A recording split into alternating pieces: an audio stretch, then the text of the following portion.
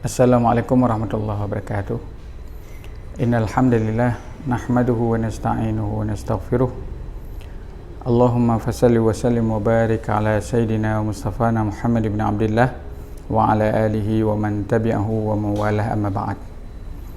Para pemirsa yang dimuliakan oleh Allah Subhanahu wa taala, kita bersyukur kepada Allah Subhanahu wa taala jalla jalaluh bertemu kembali dalam majelis ilmu dalam kesempatan yang berbahagia ini, seraya kita memperbanyak selawat salam kepada Rasulullah sallallahu alaihi wasallam. Mudah-mudahan kelak kita mendapatkan syafaat dan tentunya berjumpa dengan beliau. Amin ya rabbal alamin.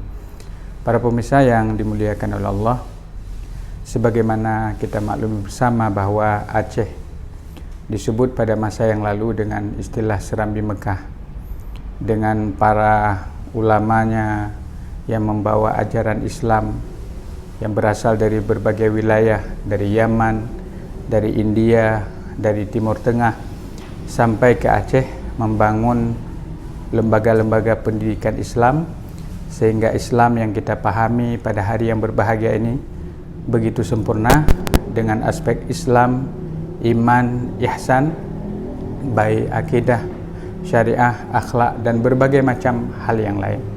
Para pemirsa yang dimuliakan oleh Allah Subhanahu wa taala, salah seorang ulama Aceh, bahkan menjadi rujukan para ulama Nusantara, yang dikenal dengan Syekh Abdul Rauf bin Ali Al-Fansuri, yang diperkirakan lahir sekitar 1615. Ada yang menyebut beliau wafat 1697. Salah seorang ulama besar dalam kajian tafsir, dalam kajian fikih, bahkan beliau pernah menjadi Syekhul Islam untuk kerajaan Aceh atau mufti bagi kerajaan Aceh.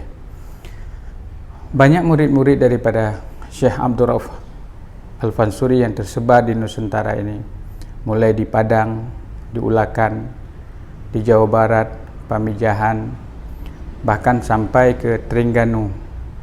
Ada yang menyebut bahwa Tuku Pulau Manis, pengarang atau yang mensyarah kitab Al-Hikam dalam versi Melayu, juga merupakan murid dari Syekh Abdul Rauf Al-Fansuri. Lebih kurang 19 tahun beliau berkelana Zabid, Doha, Qatar, bahkan terakhir di Mekah, Madinah. Selama 19 tahun beliau menyerap ilmu dari para ilmuwan internasional.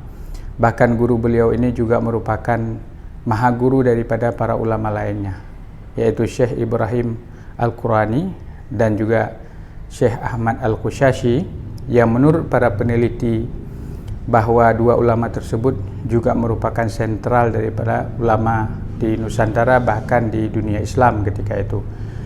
Para pemirsa sidang jemaah yang dimuliakan oleh Allah Subhanahu wa taala, dan estafet Syekh Abdul Rauf As-Singkili ini dengan karya besarnya Tarjuman atau Turjuman Al-Mustafid, yang merupakan saduran daripada kitab tafsir Imam Al-Baydawi, yang dikaji bukan hanya di Aceh saja, bukan hanya di Indonesia saja, tetapi sampai ke daerah-daerah negeri Melayu, Malaysia, Brunei, Singapura, bahkan sampai ke negeri Thailand di Patani, mempelajari karya daripada Syekh Abdul Rauf As-Singkili.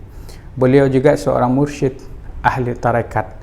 Bahkan disebutkan hampir seluruh silsilah jaringan tarekat Syatariah itu berasal daripada Syekh Abdul Rauf Al-Fansuri, bahkan sampai ke Makassar sana. Ada Syekh Yusuf Al-Makassari, disebutkan juga sejawat, bahkan murid daripada Syekh Abdul Rauf Ali Al-Fansuri. Syekh Abdul Rauf bukan hanya kebanggaan bagi masyarakat Aceh, atau Tengku dalam bahasa yang lain Tengku Syekh Kuala, bukan hanya kebanggaan bagi kita saja, tetapi beliau merupakan ilmuwan yang menjadi kebanggaan dari Melayu Nusantara, yang kemudian kiprahnya dilanjutkan pada generasi selanjutnya oleh Tengku Cik Dilepa, pengarang kitab Masail Al-Muhtadin, salah satu muridnya, yang disebut dengan nama asli beliau Syekh Baba Daud bin Aga bin Ali Al-Rumi, salah seorang ulama Turki yang juga memberi kontribusi besar dalam perjalanan keilmuan di Aceh. Ada murid yang lain disebutkan Tengku Cik Nayan, anak daripada Syekh Firusi Al-Baghdadi dari Tanah Abe, juga murid daripada Syekh Abdul Rauf Ali Al-Fansuri. Jadi melanjutkan estafet keilmuan tersebut generasi ke generasi, yang kemudian pada tahun 1700 ke atas, rentang 1700 sampai 1800, di sana hidup para ilmuwan, yaitu pengarang kitab, di antaranya kitab 8 Syekh Jalaluddin Al-Faqih, Syekh Muhammad Zain Al-Faqih, yang masih memiliki jalur tersambung sanadnya dengan Syekh Baba Daud Ar-Rumi, yang merupakan juga Syekh murid daripada Syekh Abdul Rauf Ali Al-Fansuri. Tidak hanya berhenti di sana. Awal 1810-1800-an hidup para ulama Aceh. Di antaranya adalah Tengku Cik Abdul Wahab, yang dikenal dengan Tengku Cik Tanah Abe.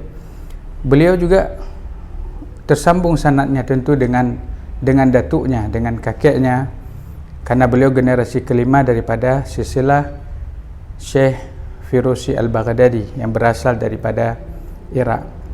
Ada Tengku Cik Kutakarang, juga segenerasi, di mana mereka ini adalah para ilmuwan dan juga mufti bagi kerajaan Aceh sebelum Aceh dikuasai atau diperangi oleh Belanda 1873. Dalam rentang inilah banyak para ulama yang alim di dalam rimba belajar dengan para ulama, belajar dengan Tengku Cik di Tiro, belajar dengan Tengku Cik Pantai Kulu, belajar dengan Tengku Cik di Lam Gugup, belajar dengan Tengku Cik di Lam Nyong, belajar dengan Tengku Cik Pantai Gelima, sehingga kita mengenal ada Tuanku Raja Kemala, kita mengenal para ulama Tengku Cik Lambirah, ada Tengku Cik Lam Jabat, yang kemudian ada pula Tengku seorang ulama wanita Tengku Fakinah.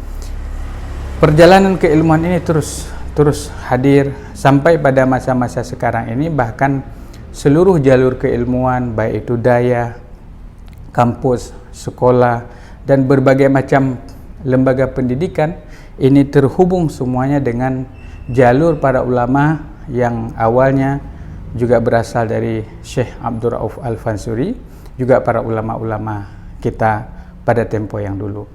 Jadi kehadiran lembaga yang sederhana ini, yang begitu miniaturnya sederhana, yaitu Pelita Al-Fursalam, pusat edukasi dan literasi para ulama, kita berusaha untuk mengkaji, mempelajari, mengambil pelajaran dari orang-orang besar tersebut, dari para ulama-ulama tersebut.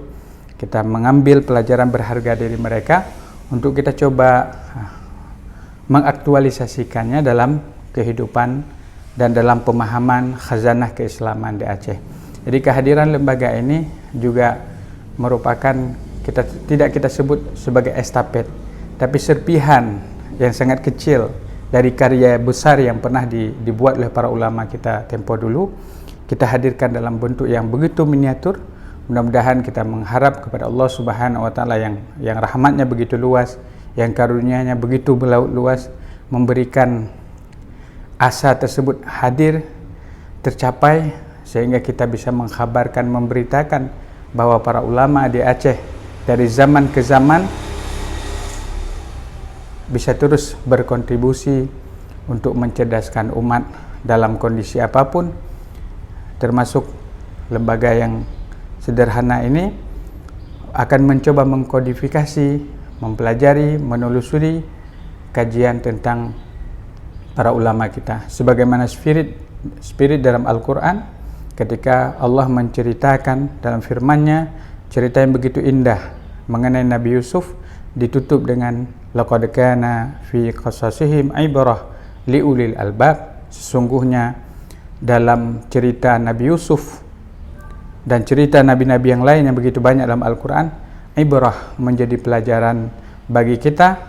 Dalam adagium yang lain, istilah yang lain, al-muhafadatu ala qadimis salih wal akhdhu bil jadidil aslah, menjaga tradisi lama, tradisi klasik yang patut kita pertahankan, dan juga kita membuka diri dengan hal-hal yang baru yang baik tentunya. Aqulu qouli hadza wa astaghfirullah li wa lakum. Subhanakallahumma wa bihamdik asyhadu an la ilaha illa ant astaghfiruka wa atubu ilaik. Assalamualaikum warahmatullahi wabarakatuh.